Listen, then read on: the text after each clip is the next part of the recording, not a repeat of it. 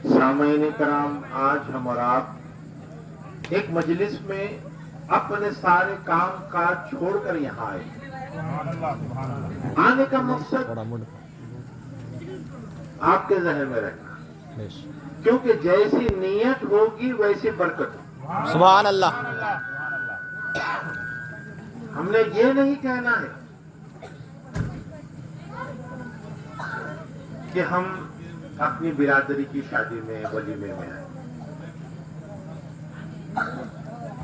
बोलकर हम जितना बड़ा सोच के आएंगे उतना बड़ा सवाब मिलेगा। सुभान अल्लाह, सुभान अल्लाह, सुभान अल्लाह। हम भौकी के लिए आए हैं, हम बिरादरी के लिए आए हैं, हम समझाने के लिए आए हैं।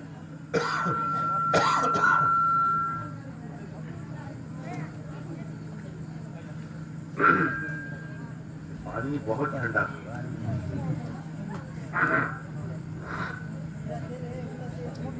बल्कि हम ये सोचें कि हम अल्लाह उसके रसूल के पैगाम के लिए आए हैं। सुभान अल्लाह।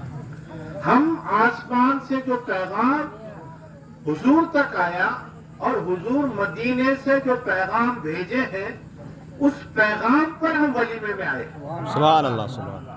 आप अगर ऐसा सोचेंगे तो हर आदमी का यहाँ आना सवाब बन जाएगा, हर औरत का यहाँ बैठना सवाब बन जाएगा। सुभान अल्लाह, सुभान अल्लाह। अल्लाह अकबर। या रसूल अल्लाह, जारी रहेगा, जिंदाबाद। हमने समझा कि शायद मस्जिद की तरफ गए तो सवाब है,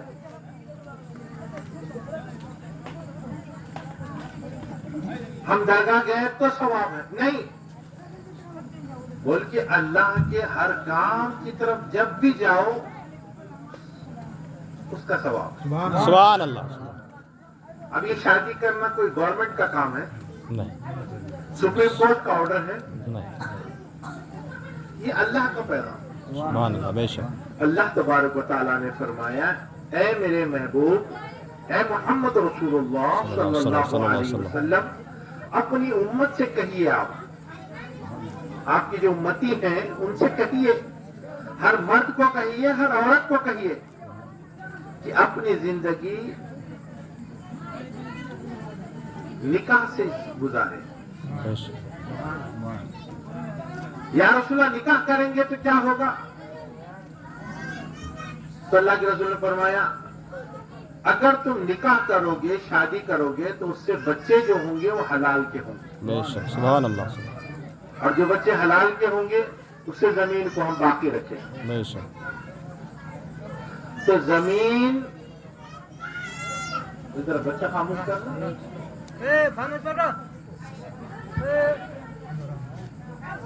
जमीन कब तक बाकी रहेगी?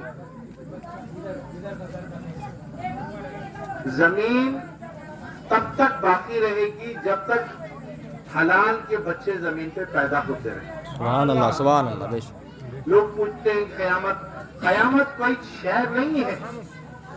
कयामत ये है कि लोग आखिरी जमाने के मर्द भी और आखिरी जमाने की औरतें शादी करना छोड़ देंगे और बगैर शादी के बच्चे होंगे तो अल्लाह तबारक व तआला फरमाएगा, ऐ जमीन तू फट जा, मुझे जमीन वालों की जरूरत नहीं।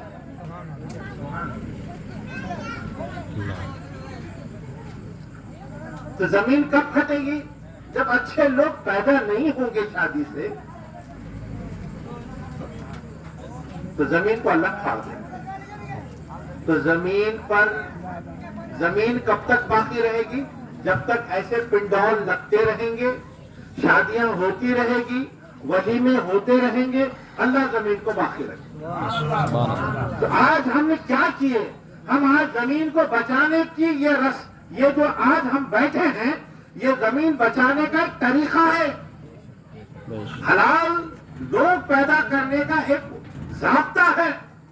वलीमा कोई खेल तमाशा नहीं है कि हमने भौकी को बुलाया, हमने इफ्तारों को बुलाया, खाना नहीं, हम अल्लाह उसके रसूल को का निजाम जमीन पर कायम करने के लिए वलीमा कर रहे हैं। बेशक। सुभान अल्लाह।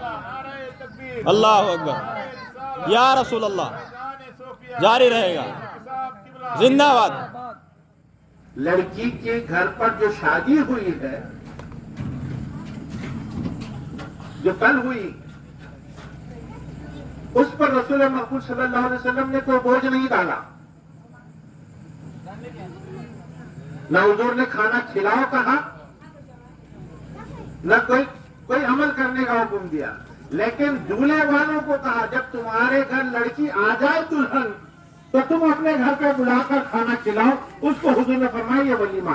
सुभान अल्लाह, अल्लाह अकबर, या रसूल अल्लाह, जारी रहेगा। तो वलीमा कोई रस्म नहीं है, हुजूर का पैगाम है कि दुल्हन को जब घर लाओ और वो आ जाए तुम्हारे पास, उस पर हुजूर ने फरमाया कि अब तुम खाना दो। या रसूलल्लाह खाना कैसा दे?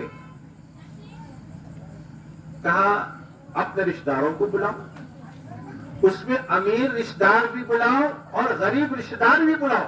सुभान ऐसा नहीं है कि वलीमे में खाली पैसे वालों को बुलाओ। आई बात समझ में? हुजूर ने उसूल दिया वलीमे का। वलीमे का उसूल क्या है या रसूलल्लाह? कहा रिश्तेदारों को बुलाओ, उन रिश्तेदारों को बुलाओ जो अमीर तरीन है, पैसे वाले हैं, लेकिन उन रिश्तेदारों को मत भूलो जिनके पास पैसा नहीं, बल्कि गरीब रिश्तेदारों को भी बुलाओ। ये हुजूर ने इरशाद फरमाया, हदीस के अल्फाज। और फिर अल्लाह के रसूल ने फरमाया, लानत है ऐसे वलीमे पर जिसमें सिर्फ अमीर आके खा के गए और गरीब आके खाना खाए। आज अल्हम्दुलिल्लाह रंजी की सरजमीन पर ये तरीके, ये सारी रिश्तेदारियां, ये अमीर गरीब सब एक जगह बैठ के खा रहे हैं, तो हम हुजूर की सुन्नत को जिंदा रखे हुए हैं। सुभान अल्लाह, हम उस अमल को बाकी रखे हुए हैं जिसको मदीने से हुजूर ने इरशाद फरमाया। आज यहाँ इस घर पर सारी रिश्तेदारी आई, अमीर गरीब सब आकर सबको दावत दी गई, वलीमा है आइए। हालांकि गांव से काफी दूर पड़ता है ये इलाका, लेकिन फिर भी सारे के सारे लोग यहाँ पर जमा हुए। देखिए क्या है, एक बहुत बड़ी नेकी का अमल। ये हम खाना खाने नहीं आए हैं, हुजूर को बताने आए हैं। या रसूल अल्लाह, आपने मदीने से जो पैगाम दिया था, आज इस जंगल में इस कारखाने पर भी हम वो आपके बताए हुए तरीके पर जमा होकर आपको बता रहे, या रसूल अल्लाह, हम आपकी बात पे चल रहे हैं। सुभान अल्लाह, अल्लाह अकबर, या रसूल अल्लाह, जारी रहेगा, जिंदाबाद। और इससे क्या होगा? तो हुजूर की बात पर अमल करने से अच्छी औलाद पैदा होगी। सुभान, वलीमा करने से अच्छी औलाद पैदा होगी। बड़ी बात वो क्या है? इस्लाम में हुजूर ने हमको शादी करने का जो तरीका सिखाया, उस तरीके को हम सीखें। क्या सिखाया? हुजूर ने हमको इरशाद फरमाया कि जाके लड़की वालों के पास देखो, लड़की पसंद आ जाए, लड़की ईमान वाली है, उसके जो वली है, वली से मुराद उसको पालने वाले, माँ बाप नहीं है, चाचा चाची, ताया ताई, जो भी है, उसको संभालने वाले जो उसके सरपरस्त है, उनसे कहो कि बच्ची हमको पसंद आई है, हम शादी करना चाहते हैं। फिर क्या होगा? बात महर की होगी, तो दुल्हन को महर दो।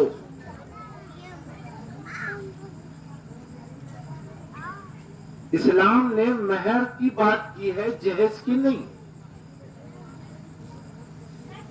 हमको कैसा पड़ोसी का देख के हम भी करने लगे, उन्होंने जहेज लिए तो हम भी। जहेज का मसला नहीं है, महर का मसला है। हाँ, वो खुशी से कुछ कर दे और गुफ्तगू है, उसकी तरफ नहीं जाना है। बात महर की कर रहा हूं।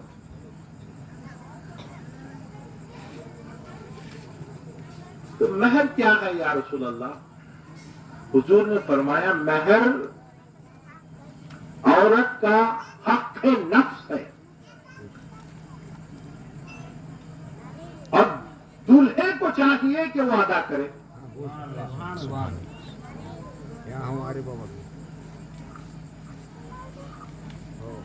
तो दूल्हा अपनी दुल्हन को महर की रकम अदा करना, ये हमारे इस्लामी कानून का तरीका है।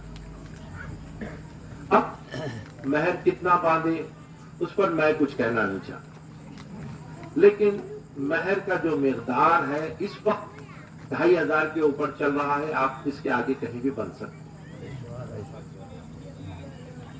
ہاں؟ تو ٹھیک ہے، میں اسی کی طرف سب کو بولنا ہے نا، کیونکہ یہاں عورتیں بھی ہیں، یہاں مرد بھی ہیں. تو اس وقت کا بھی 100 روپیہ بھی ایک مہر تھا. یہ دن ہر عورت سے اللہ پوچھے گا تجھے تیرا حق ملا؟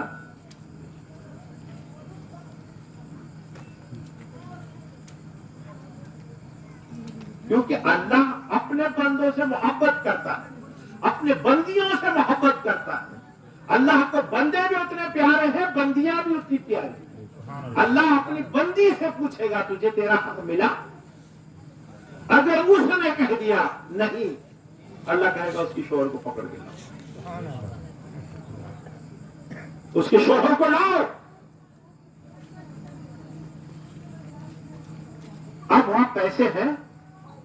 قیامت کے میدان میں آپ کہیے پیسے ہیں؟ نہیں. یہ عقیدہ ہے نا ہمارا، قیامت کے دن پیسے نہیں ہیں. اللہ فرمائے گا اس کا مہر ادا کیا، اس کے ساتھ رہا، اپنے حکم چلاتا رہا، پانی حق سے مانگا، پانی لا کے دے، دسترخوان بچھا، پکائی کیا نہیں، ساری باتیں آ گئی اس ڈھکی چھپی باتوں. تو جیسا استعمال کر سکتا تھا تو نے اس کا استعمال کیا. پیر دباؤ، اٹھاؤ، بیمار ہو گیا پکڑو، کبھی طہارت نہیں جا سکتا، ہر بات اس میں آ گئی، سب جانتے ہیں. تو نے اس کے ساتھ اپنی زندگی گزاری اور اس کا مہر ادا نہیں کیا، اس کا حق نفس نہیں دیا، پھر اب کیا کروں یا اللہ؟ اللہ فرمائے گا تیری نمازیں اس کو دے دے، تیری نمازیں دے اس کو. پیسے کیوں نہیں دیا نیچے؟ اب تو پیسے نہیں ہیں، اب کیا ہے؟ نمازیں ہیں تیرے پاس، ساری نمازیں اٹھا کے عورت کو دے دی جائے گی اور اس کو پوچھا جائے گا تو خوش ہے؟ تو راضی ہوئی؟ وہ کہے گی نہیں. کہا آپ اس کے روزے اٹھا کے اس کو دے، اس کے زندگی بھر کے روزے اس کو دے دیے گئے. پھر پوچھے گا آپ راضی ہوئی؟ اس کہیں نہیں. کہا اس کا حج ہے، ہاں حج اٹھا کے اس کو دو، اس کو بغیر حج کے کر دو. پھر پوچھے گا اب راضی ہوئی؟ کہا نہیں. کہا جتنی زکات نکالا تھا، زکات کا جتنا ثواب تھا اس عورت کو دے دے. پھر پوچھے گا راضی ہوئی؟ وہ عورت ہے راضی ہوتی کبھی؟ آپ کی داڑھی سفید ہے، بولیے راضی ہوتی؟ راضی ہوتی؟ تو اس کو خدا پوچھے گا راضی ہوئی؟ وہ کہے گی نہیں.